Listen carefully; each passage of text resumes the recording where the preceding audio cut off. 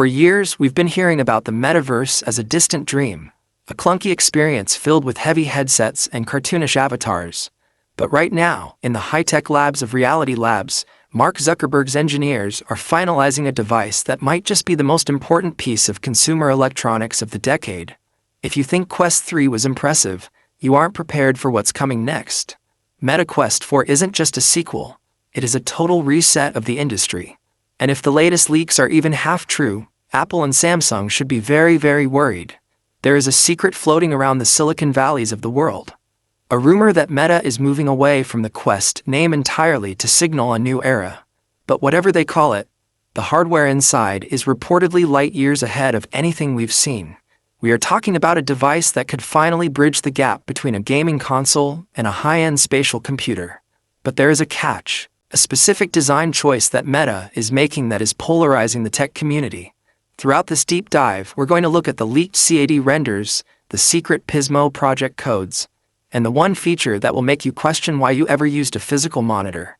Let's start with the most dramatic change, the weight. The biggest complaint about VR has always been comfort. Wearing a half-kilogram brick on your face isn't exactly the future. But the Meta Quest 4 is rumored to be using a radical new optical stack. By utilizing advanced pancake lenses and a split compute architecture, Meta is reportedly aiming to cut the weight of the front-mounted unit by nearly 40%.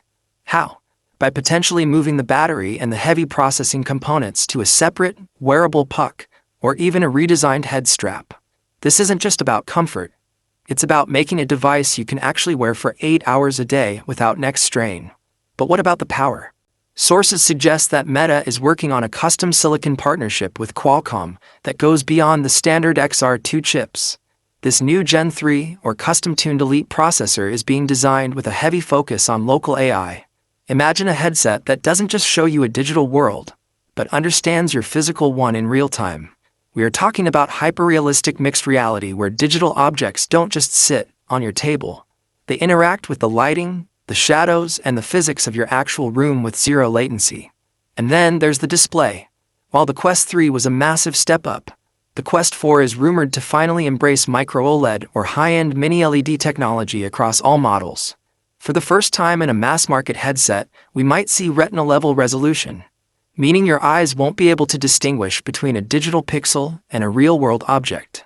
The implications for productivity are insane. You could throw away your triple-monitor setup and replace it with a lightweight pair of goggles that gives you 5 virtual 4K screens anywhere you go.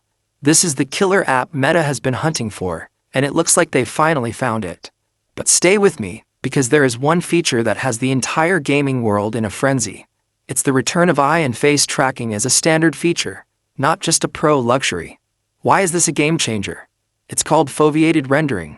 By tracking exactly where your pupil is looking, the Quest 4 can put all its processing power into that tiny spot, making the graphics look 10 times more powerful than they actually are. This allows a mobile headset to produce visuals that rival a high-end